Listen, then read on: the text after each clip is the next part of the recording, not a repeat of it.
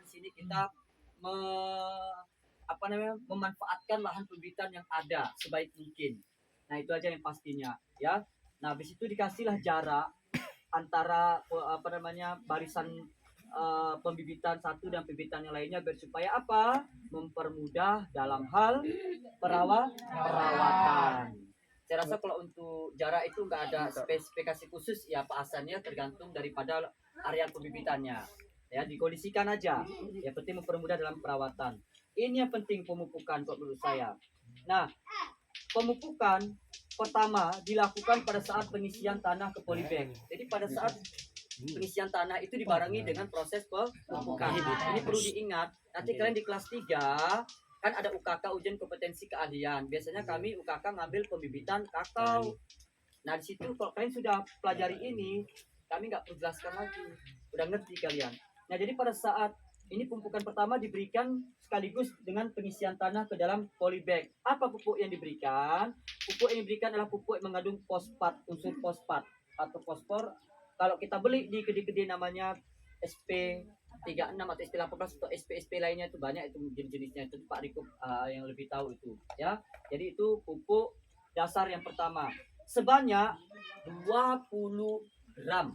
Sebanyak 20 gram cuman ya. Nah 20 gram per polybag. 20 gram per polybag ya, diberikan pupuk fosfat atau SP. Nah berikutnya pemupukan yang kedua dan selanjutnya, pemupukan yang kedua dan pemupukan selanjutnya cukup dengan menggunakan pupuk daun saja ya. Pupuk daun aplikasinya setiap 2 minggu dimulai saat kotiledon terbuka. Nah untuk pupuk yang kedua boleh menggunakan pupuk daun. Pupuk daun itu cukup banyak mereknya, merek dagangnya di pertanian. Ada Gandasil ya Pak ya, Gandasil D itu ya, Gandasil D itu biasanya cukup daun. Jenis-jenisnya cukup banyak.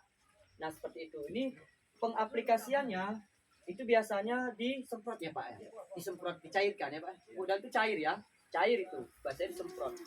CKN sprayer disemprot. Nah seperti itu ya. Jadi biasanya kalau udah pupuk kedua, ketiga itu nggak aplikasi, nggak ke tanah lagi, udah ke semprot, mensemprot ke daun. Nah itu ya. Nah penyiraman dilakukan 1-2 hari sesuai dengan kondisi tanah. Jadi kalau untuk penyiraman itu disesuaikan aja sesuai dengan kondisi tanah ataupun kondisi cuaca. Nah seperti itu. Ya yang terakhir, nanti tolong slide-nya difotoin aja. Selebihnya saya akan jelaskan di sekolah nanti ya. Nah jadi yang terakhir di sini ada sortasi biji ya. Nah untuk sortasi biji ini mungkin nanti akan saya jelaskan aja karena waktu ya Pak Riko ya Pak Hasan, karena waktu saya rasa dan ini Jumat 12. Saya akan jelaskan slide-slide berikutnya itu pada saat nanti di sekolah itu ya. Jadi anak kami itu yang kami harapkan sama kalian, dan ilmu yang dapat pada hari ini, saya mau nanti di jam saya minggu depan harus kita aplikasikan di sekolah. Nanti minggu depan kita praktek penyambungan lagi ya di sekolah, yang bibit yang ada kita sambungkan lagi supaya nggak lupa, supaya lengket ilmunya. Habis itu besok ada planning ya Pak Riko ya, Pak Mirja, besok ada planning kita ke kebun percontohan milik Pak Riko. Saya akan ikut di situ, nanti kita akan melakukan 2 kompetensi. Yang pertama pemanenan, yang kedua pemangkasan, perawatan tanaman yaitu pemangkasan. Nah, kita kan kemarin sudah punya materinya, kalian sudah tahu apa-apa aja kan, sistem pemangkasan coklat bagaimana. Nanti di sana akan kita praktekkan langsung apa-apa aja yang perlu kita rawat, apa-apa aja perlu kita pangkas, dan pemangkasan apa nanti akan kita lihat di sana. Nah seperti itu ya. Oke, mungkin hanya sampai di sini saja penjelasan saya tentang manajemen pembibitan kakao. Langsung saja di sini Pak Hasan, kami mewakili dari kepala sekolah dan pihak sekolah ini mengucapkan ribuan terima kasih kepada Pak Hasan yang sudah memberikan kami dan anak-anak kami khususnya kesempatan untuk belajar langsung di lokasi pembibitan usaha Pak Hasan. Ini luar biasa. Saya pun belajar tadi Pak Hasan. Jangan kan kalian, saya pun belajar tadi nanya. Bahkan Pak Riko pun yang bukan guru pertanian pun, Pak Mirja yang bukan guru pertanian juga banyak tanya tentang manajemen kakao ini ya.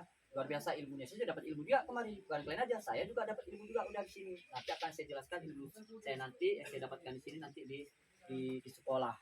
Ya, jadi apa yang dapat hari ini itu tolong menjadi pengalaman yang jangan sampai dilupakan, ilmunya jangan sampai dilupakan, dan kalau bisa nanti diterapkan baik itu di sekolah maupun di rumah, di kampung. Ya. Nah, jadi karena memang ilmu seperti ini langka untuk saya. Jadi terima kasih sekali lagi Pak Hasan, kami dari sekolah yang mengucapkan terima kasih sebanyak-banyaknya, dan mudah-mudahan ini bukan pertama dan yang terakhir. Kalau bisa kami kemari, seolah nanti ke depan nanti kita akan belajar lagi dengan Pak Hasan dengan ilmu-ilmu yang lainnya, atau saya kepengen Pak Hasan anak-anak nanti ke depan Pak Hasan kan punya kebun contoh induk. Orang ini penasaran nih Pak Hasan, kayak mana sih Pak kebun induk selama ini hanya kebun induk di sekolah kita kan ada Pak coklat, apa bedanya Pak kebun induk coklat katanya dengan coklat lainnya. Pak Hasan itu yang tahu, kalau saya nggak bisa jelaskan juga di mana beda-bedanya. Nah, nanti kalau bisa nanti ke depan kita ambil lagi waktu, kita ke kebun induk Pak Hasan kok diperbolehkan, ya kan, biar Pak Hasan jelaskan seperti inilah kebun induk. Biar supaya kalian paham, dan buahnya juga seperti ini kalau buah kebun induk. Jadi kalian bisa membedakan nanti bagaimana kebun kalian yang di kampung, bagaimana dengan kebun induk yang benar-benar sudah unggul ataupun sudah bagus. Mungkin ini aja penyampaian dari kami, mungkin dari Pak Hasan yang mau sampaikan. Pak anak nggak ada? Tidak ada. Oke, makasih Pak Hasan. Saya tutup. Ya Pak.